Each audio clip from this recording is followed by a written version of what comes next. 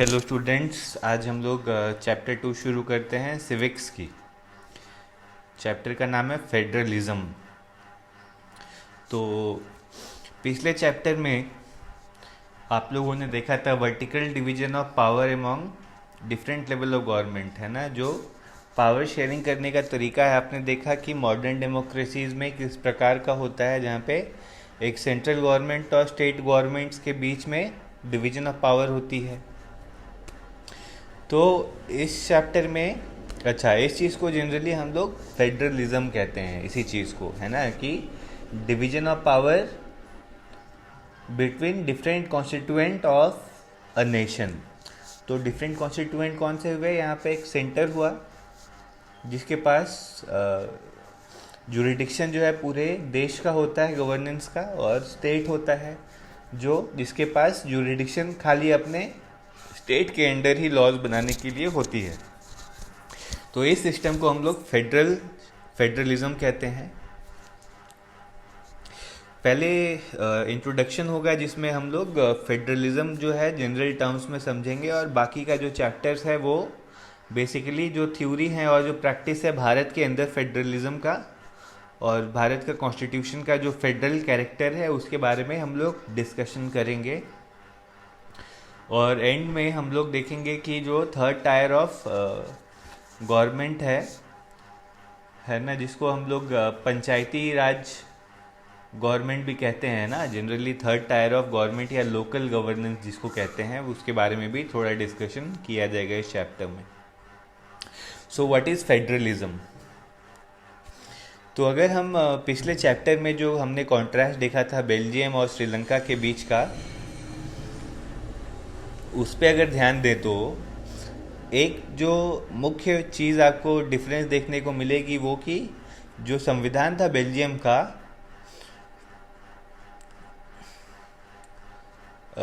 उसकी जो main feature थी कि वो सेंट्रल गवर्नमेंट का पावर जो है वो कम करके स्टेट गवर्नमेंट्स को अधिक पावर देता है ना। रीजनल गवर्नमेंट्स को ज़्यादा पावर दे रहा होता है बेल्जियम का कॉन्स्टिट्यूशन।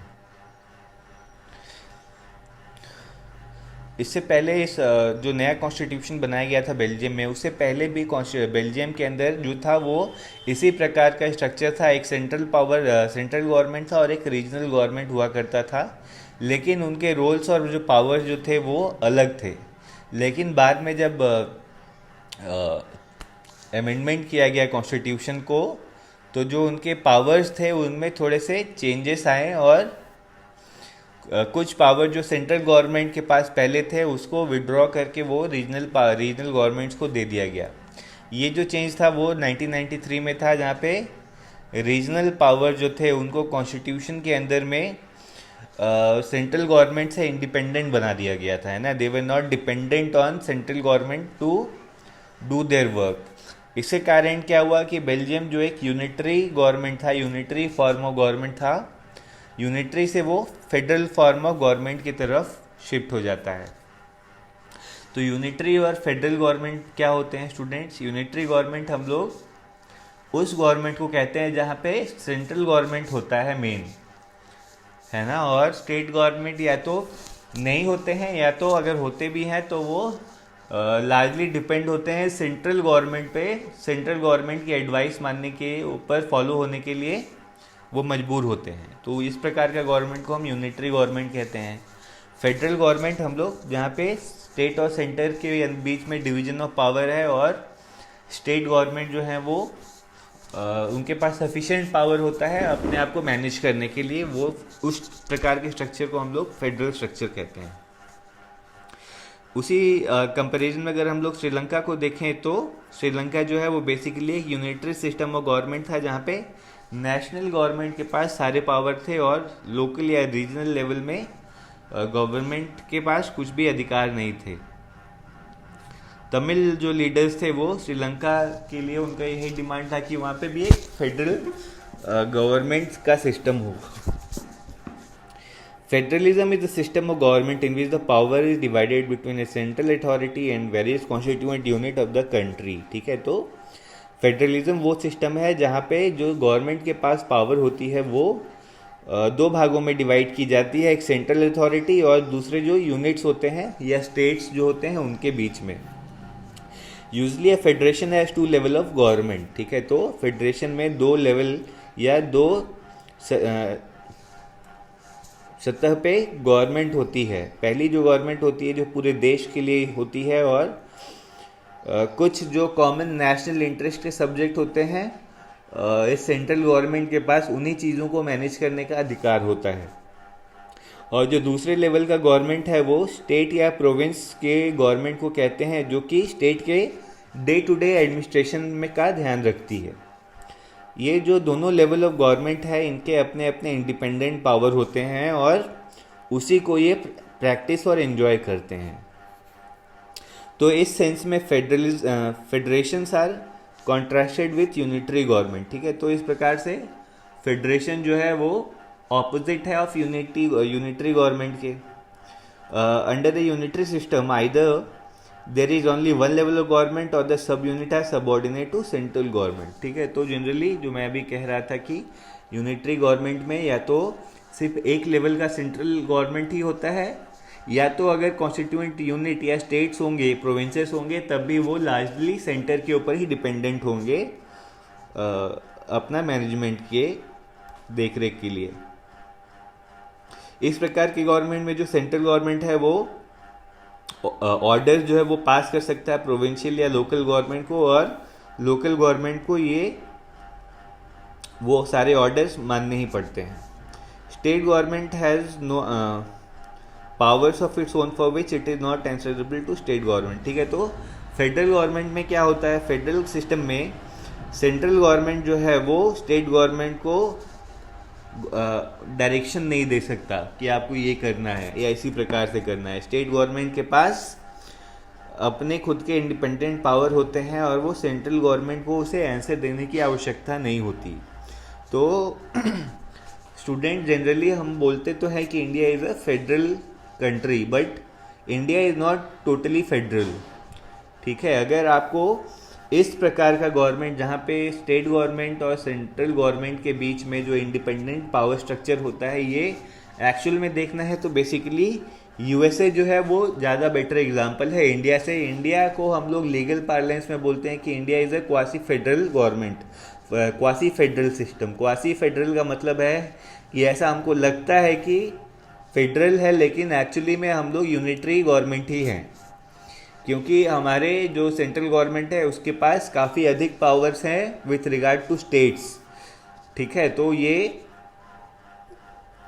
जनरली लोग समझते नहीं है इस बात को, लेकिन डीपर अंडरस्टैंडिंग ऑफ कॉन्स्टिट्यूशन जब आपको होगी तब आप समझेंगे कि we are not totally federal government, ठीक है। इसीलिए लेकिन आपके बुक के हिसाब से और आप लोग लिख सकते हैं कि India is a federal government because हमारा स्ट्रक्चर उस प्रकार से दिखता है, ठीक है। बट इन रियलिटी अगर आपको अच्छा ज़्यादा बेटर स्टडी करना है फेडरल गवर्नमेंट का, तो आपको यूएसए को स्टडी करना चाहिए। तो let us look at some of the key features of federalism. तो जनरली 7 की फीचर्स दिए हुए हैं आपकी किताब में। पहला की फीचर है कि यहाँ पे 2 या 2 से अधिक लेवल ऑफ या टायर्स ऑफ गवर्नमेंट होते हैं, ठीक। सेकेंड है अलग अलग जो टायर्स ऑफ गवर्नमेंट हैं वो एक ही सिटीजन को गवर्न कर रहे हैं, लेकिन each tier has its own jurisdiction in specific matter of legislation, taxation and administration। इसका मतलब हुआ स्टूडेंट्स की, देखिए फॉर एग्जांपल हम लोग उत्तर प्रदेश के सिटीजन हैं, मान लीजिए उत्तर प्रदेश में रहते हैं, तो हमारा जो सेंट्रल गवर्नमेंट है वो भी हमारे लिए काम करती है, राइट। और हमारी जो स्टेट गवर्नमेंट है वो भी हम ही लोग के लिए काम कर रही है।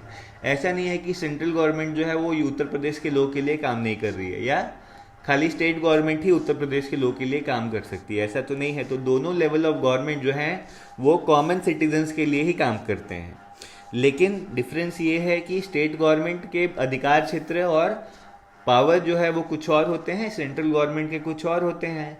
तो सेंट्रल गवर्नमेंट के जो अधिकार क्षेत्र हैं लॉ बनाने के लिए या टैक्स कलेक्ट करने के लिए या एडमिनिस्ट्रेशन के लिए, वो सारे सेंट्रल गवर्नमेंट के रूल्स के अंतर्गत में होते हैं। और जो स्टेट गवर्नमेंट के पावर्स होते हैं लोकल टैक्सेस के या लोकल लेजिस्लेशन के, वो सारे स्टेट गवर्नमेंट वाले बनाते हैं, एडमिनिस्ट्रेशन के, है ना। तो फॉर एग्जांपल हम बोलते हैं कि जो लैंड है, लैंड आप देखते हैं कि तहसील, सारे लोग, आप लोग के जो भी घर वाले हैं वो कभी ना कभी तहसील जो है या जिला, जो डिस्ट्रिक्ट हेडक्वार्टर है वहाँ पे जाते हैं लैंड रजिस्ट्रेशन या कोई भी असुविधा के लिए। तो ये जो लैंड है, राइट, ये जो इसका जो लॉ बनता है revenue act of Uttar Pradesh का, आई थिंक 1961 है, अभी नया अमेंड भी हुआ था 2005 में शायद। तो ये जो लॉ है वो स्टेट गवर्नमेंट ने, उत्तर प्रदेश सरकार ने पास किया था, क्योंकि ये उसके अधिकार क्षेत्र का लॉ है और हम सारे लोगों को with regard to land administration हमको स्टेट गवर्नमेंट के लॉज का लॉ को पालन करना पड़ता है। ठीक उसी प्रकार अगर हमें एक्विजिशन ऑफ लैंड करना हो, ठीक है, लैंड एक्विजिशन गवर्नमेंट को करना हो तो वो सेंट्रल गवर्नमेंट के लॉज के अंतर्गत आती है।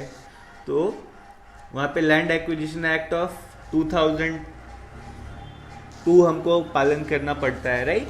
तो अलग अलग लेवल में अलग अलग गवर्नमेंट्स के पास पावर होते हैं।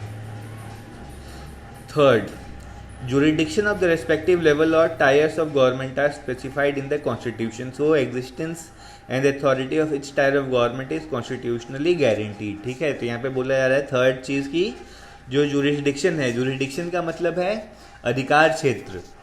ठीक है, स्टेट गवर्नमेंट का अधिकार क्षेत्र स्टेट के सीमाओं के अंदर होता है और सेंट्रल गवर्नमेंट का अधिकार क्षेत्र पूरे देश के सीमाओं के अंदर होता है। तो ये जो जुरिडिक्शन है अलग अलग लेवल ऑफ गवर्नमेंट का, स्टेट गवर्नमेंट का जुरिडिक्शन और सेंट्रल गवर्नमेंट का जुरिडिक्शन, ये क्लियरली डिफाइन किया गया है हमारे कॉन्स्टिट्यूशन के अंदर में। और ये इस कॉन्स्टिट्यूशन में गारंटी डिफाइन होने के कारण ही हम सुनिश्चित रह सकते हैं कि ये जो सेपरेशन ऑफ पावर है ये लागू किया जाता है, ये ओवरलैप नहीं होता है। Number 4, the fundamental provision of the constitution cannot be unilaterally changed by one level of government, such changes require the consent of both level of government। ठीक है, तो कुछ चीज़ें हैं, कुछ प्रोविजंस हैं हमारे कॉन्स्टिट्यूशन में जो कि फंडामेंटल है कॉन्स्टिट्यूशन के लिए, मतलब बहुत ही मुख्य हैं कॉन्स्टिट्यूशन के लिए। ठीक है, तो इस प्रकार के जो प्रोविजंस हैं उनको सेंट्रल गवर्नमेंट अपने दम पे अकेले ही वो अमेंड या बदल नहीं सकता। वहाँ पे 50% जो है एसेंट चाहिए होता है स्टेट्स का भी। फॉर एग्जांपल आपने देखा था goods and services tax GST जो था वो बेसिकली हमारे देश का जो टैक्सेशन सिस्टम था उसको पूरा बदल रहा था। इस कारण से जब लॉ बना तो उसका क्या नियम था कि दोनों हाउसेस ऑफ द पार्लियामेंट से पास होना है, उसके बाद 50% ऑफ द स्टेट वो भी रेटिफाई करनी चाहिए। मतलब 50% जो हमारे टोटल स्टेट्स हैं उनमें से आधे स्टेट जो है उनको भी ये मंजूरी देनी पड़ेगी अपने अपने विधानसभा के अंदर में, तभी जाके ये कानून बन पाता। ठीक है, तो ये सारे जो हैं ये भी एक प्रोविजन होते हैं हमारे कॉन्स्टिट्यूशन के अंदर में जो ये इंश्योर करते हैं कि फेडरल स्ट्रक्चर स्टेट और सेंटर के बीच में जो है वो बना रहे। Number 5, courts have the power to interpret the constitution and the power of different level of the government. The highest court acts as empire of dispute arise between different level of government in the exercise of their respective power. तो generally students courts जो हैं हम लोग कहते हैं कि supreme court जो हुआ उसके पास 3 प्रकार के जुरिडिक्शन होते हैं। पहला है कि to settle disputes between central government and state government, to settle dispute between state government and state government, and to settle disputes between private individuals। ठीक है, तो सेंट्रल और स्टेट गवर्नमेंट के बीच में अगर कोई विवाद होता है तो उसका हल जो है कोर्ट्स देते हैं। दो स्टेट्स के बीच में अगर कोई विवाद होता है तो उसका हल भी सुप्रीम कोर्ट देता है। उसी प्रकार से इंडिविजुअल्स के अगर कोई इश्यूज होते हैं स्टेट के साथ या आपस में ही, then also the court will interfere. तो कोर्ट्स का जो पावर है कॉन्स्टिट्यूशन के अंतर्गत वो ये है कि कोर्ट्स जो हैं वो हमारे कॉन्स्टिट्यूशन के, they are the keepers of the constitution, they ensure that constitution is followed in this country. ठीक है, और कोर्ट्स के पास अधिकार होता है कि जो अलग अलग प्रोविजन है उसका असल मतलब क्या है ये भी सारे कंसर्न पार्टीज को वो बताए। तो this is called interpretation of constitution. Constitution का असली मतलब क्या है ये बताने का जो जिम्मेदारी है वो कोर्ट्स के पास है हमारे देश में।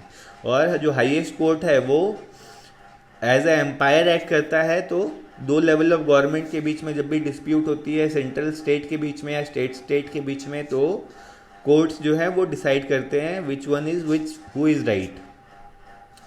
नंबर 6 है कि source of revenue for each level of government are clearly specified to ensure its financial autonomy. ठीक है, तो टैक्सेशन कैसा होगा, कौन सा लेवल ऑफ गवर्नमेंट जो है वो कितना टैक्स कलेक्ट कर सकता है, कौन से हेडिंग्स के बीच में कलेक्ट कर सकता है, ये भी क्लियरली डिफाइंड है। तो जिसके कारण क्या होता है कि दोनों स्टेट गवर्नमेंट की भी रेवेन्यू कलेक्ट हो और सेंट्रल गवर्नमेंट के पास भी रेवेन्यू कलेक्ट हो, ये सुनिश्चित होता है। Number 7, the federal system has dual objective to safeguard and promote unity of the country while at the same time accommodate regional diversity. Therefore, two aspects are crucial for the institutions and practice of federalism. Government at different levels should agree to some rules of power sharing. They should also trust that it should abide by its part of the agreement. And ideal federal system has both aspect mutual trust and agreement to live together. Okay, तो finally हम लोग बात करें तो federal system जो है उसके दो ऑब्जेक्टिव होते हैं, दो एम होते हैं। इस कारण ही हम लोग फेडरल सिस्टम को बनाते हैं। तो क्या कारण है फेडरल सिस्टम बनाने का? पहला तो कारण है कि to safeguard and promote unity of a country, है ना, देश के यूनिटी को बढ़ावा देने के लिए और उसको सुरक्षित रखने के लिए फेडरल स्ट्रक्चर का बहुत बड़ा योगदान होता है। अब आप पूछेंगे कैसे? तो स्टूडेंट्स अब देखिए, हमारा देश का ही अगर हम उदाहरण लें तो आप हर 10-50 किलोमीटर में आप हमारे देश में देखेंगे कि थोड़ी थोड़ी विविधता है। अगर भाषा का ही बात करें तो हर 50-100 किलोमीटर में आप देखते हैं कि भाषा में बदलाव आ जाता है। ठीक है, उसी प्रकार से हमने लार्जर स्केल देखें तो हम लोग जो हैं अलग अलग, हमारे पूरा देश में अलग अलग भाषाएं, अलग अलग रिलीजन है, अलग अलग मत है, समुदाय हैं, कास्ट है। तो ये इतने सारे जब डाइवर्सिटी होती है ना, तो हर आदमी की बात को, भावनाओं को एकोमोडेट करना एक बहुत बड़ा चैलेंज होता है ना। जिस प्रकार से अभी अगर खाली एक सेंट्रल गवर्नमेंट होता है तो जरूरी नहीं कि वो लोकल इश्यूज भी समझ पाता हर जगह के, है कि नहीं। मान लीजिए तमिलनाडु है, वेस्ट बंगाल है, कर्नाटका है, केरला है, तो ये लोग अलग अलग लैंग्वेज बोलते हैं और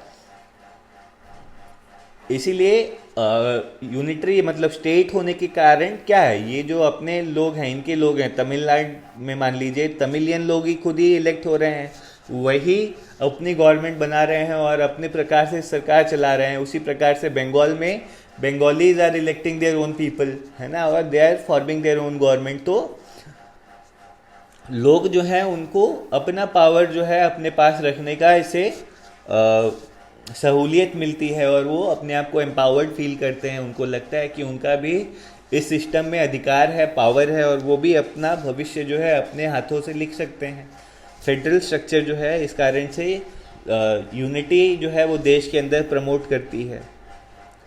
और जो सेकेंड है कि रीजनल डाइवर्सिटी को भी बढ़ावा दिया जाता है ना। जो मैं बोल रहा था कि अलग अलग स्टेट के लोग जो हैं वो अपनी डाइवर्सिटी, अपने आप को बाकियों से भिन्न समझ के भी एक साथ रह सकते हैं हम लोग, क्योंकि फेडरल सिस्टम है ना। अपने लोग जो हैं अपना सरकार खुद बना सकते हैं और दूसरों से उनको कोई परेशानी नहीं होनी चाहिए इस कारण से। ठीक, तो इसके कारण हमारा जो फेडरल स्ट्रक्चर है वो दो चीज़ें करता है, पहला यूनिटी को प्रमोट करता है और दूसरा डाइवर्सिटी को एकोमोडेट करता है। तो ये जो दो एस्पेक्ट हैं ये क्रूशियल है सारे जो हमारे देश के इंस्टीट्यूशंस हैं, और जो फेडरलिज्म का जो मेन आइडिया है, जो प्रैक्टिस है, उसको भी ये बढ़ावा ही देता है। तो गवर्नमेंट एट डिफरेंट लेवल जो है वो उनको एग्री करना पड़ता है कि कुछ लेवल पे कुछ चीज़ों पे वो पावर शेयरिंग करेंगे। और उन दोनों को क्या, दोनों लेवल ऑफ गवर्नमेंट को एक दूसरे के ऊपर भरोसा करना पड़ता है कि जो एग्रीमेंट है कि हम एक दूसरे के अधिकार क्षेत्र में अतिक्रमण नहीं करेंगे, वो भी बरकरार रखना पड़ता है ट्रस्ट के द्वारा। तो एक आइडियल फेडरल सिस्टम वही है जहाँ पे म्यूचुअल ट्रस्ट हो और एग्रीमेंट टू लिव टुगेदर हो, है ना। हम भले ही अलग अलग लोग अपने आप को समझते हो, भले कोई तमिल बोलता हो, कोई हिंदी बोलता हो, कोई मराठी बोलता हो, अलग भाषाएं होने के बाद भी हम लोग साथ में रह सकते हैं। कारण यही है कि हम लोगों ने एक दूसरे को एकोमोडेट किया है और भरोसा करते हैं कि हम एक आपसी ईमानदारी के साथ जो है देश को चलाएंगे, है ना। So this is the key feature of federal structure या फेडरलिज्म।